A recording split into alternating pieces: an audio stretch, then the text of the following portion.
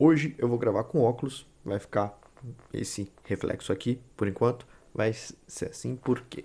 Porque eu tô com a vista cansada e ficar sem óculos olhando para uma câmera não é o tipo de coisa que me ajuda muito, ok? Então vamos falar um pouquinho sobre síndrome do pânico, o que é síndrome do pânico e ajudar vocês a compreenderem um pouquinho como a gente pode amenizar alguns problemas que a síndrome do pânico traz. Primeiro, vamos nos situar o que é a síndrome do pânico. Ela é um transtorno mental e ela é caracterizada principalmente por ataques de pânico. São episódios muito intensos de medo ou um desconforto e que é uma coisa muito rápida. Você tá ali tranquilo, tal, de repente, puf, você tá no peito no aperto, sem ar, coisa assim, aquela sensação de que vou morrer.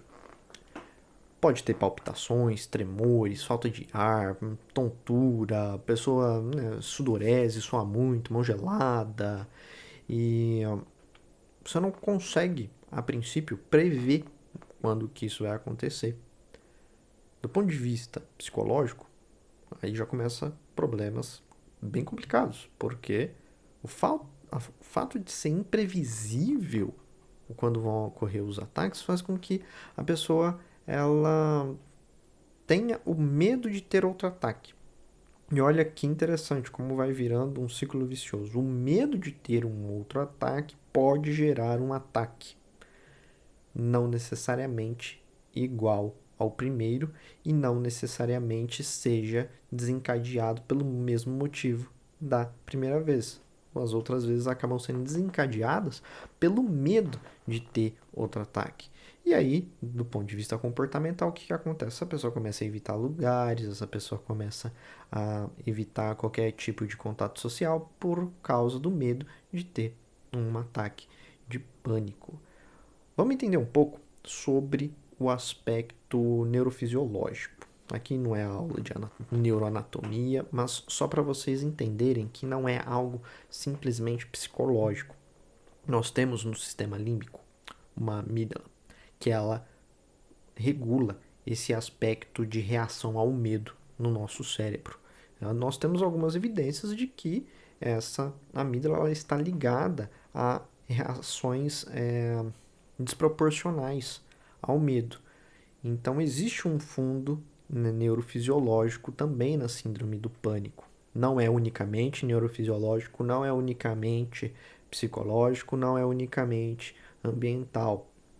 É uma estrutura, é uma rede de situações.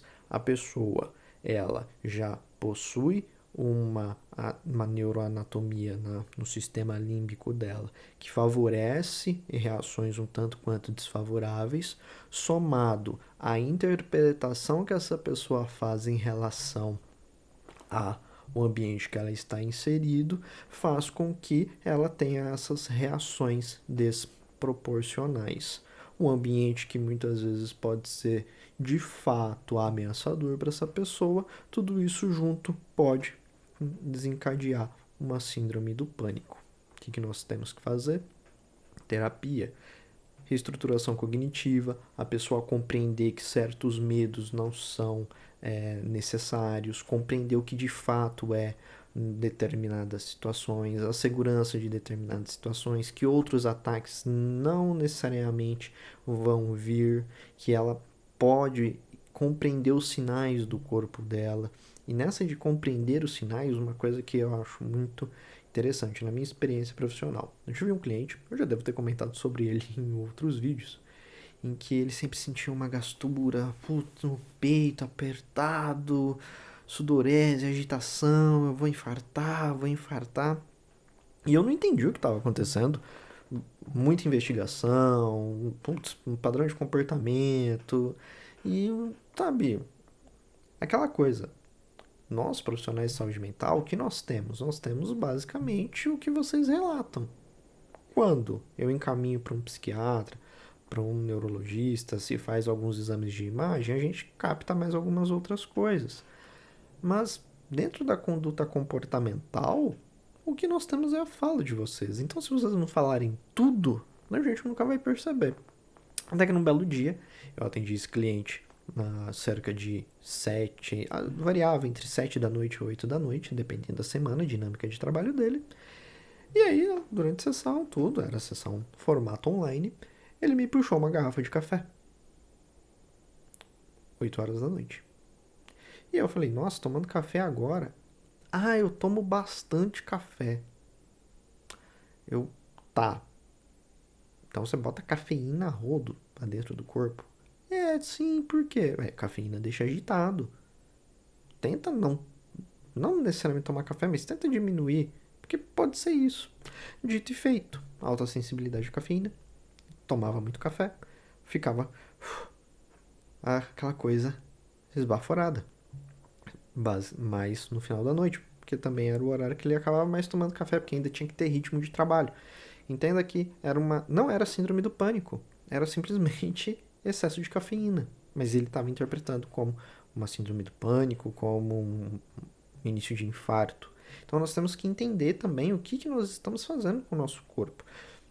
Quando você come uma comida mais pesada, seu corpo precisa de mais sangue para fazer a digestão. Então, consequentemente, vai se bombear mais sangue. Talvez o coração bata um pouco mais forte para poder bombear mais sangue para poder fazer a digestão dessa comida mais pesada. Então, não adianta nada você comer uma feijoada e aí você ficar com um pouco de batedeira, uma certa gastura, um certo peso e você interpretar isso como um infarto ou como você vai ter um ataque de pânico.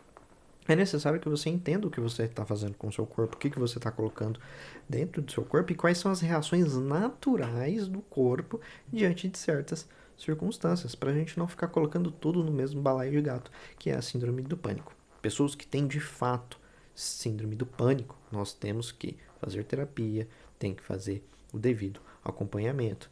Então, reestruturação cognitiva para que a pessoa possa entender que certas interpretações dela estão distorcidas, essa pessoa ir se expondo gradualmente, que é o que nós chamamos de exposição gradual, para que essa pessoa ela entenda que aquilo que ela considera ser algo amedrontador não é tão amedrontador assim, que não vai fazer tanto mal para ela. Isso é o início, obviamente. Então, procurar ajuda é extremamente importante. Por quê? O que acontece? Voltando ao início do vídeo, pessoas que sofrem com síndrome do pânico, ela muito provavelmente vai começar a deixar a vida de lado. Porque, como ela tem uma rede, ambiente, interpretação distorcida, mas a neuroanatomia favorável a reações desproporcionais em relação ao medo, em relação à adrenalina, ela vai estar basicamente se sentindo sempre segura dentro de casa, quietinha na dela, porque ali é o único local em que ela não vai sofrer nada. Quando a pessoa ela nunca tem, por exemplo, um ataque de pânico num local específico, ela vai começar a se isolar nesse local específico, que é o local que ela se sente mais segura. Fora outras questões que são particulares de cada um, as pessoas que têm, por exemplo, alguma rede de apoio em que ela não quer incomodar, eu não quero incomodar meus pais, eu não quero incomodar minha esposa, eu não quero dar trabalho para ninguém, então eu vou ficar aqui quietinho. Por isso, procurar ajuda, entender que é algo multifatorial. Nós temos o aspecto neuroatômico, nós temos o aspecto psicológico e nós temos a questão do ambiente. Claro, esse vídeo aqui não é totalmente uma completa exposição a respeito disso, mas são informações iniciais para ajudar vocês a entenderem que, primeiro, existe tratamento, segundo, a gente tem um monte de evidência de como trabalhar isso, e terceiro, e o mais importante, não é frescura. Isso é um problema sério, mas que tem seu devido tratamento. Então, se curtiu o vídeo, curte, compartilha, manda para aquele seu amigo que não acredita em síndrome do pânico para que ele entenda que é multifatorial e que nós precisamos cuidar da nossa saúde mental.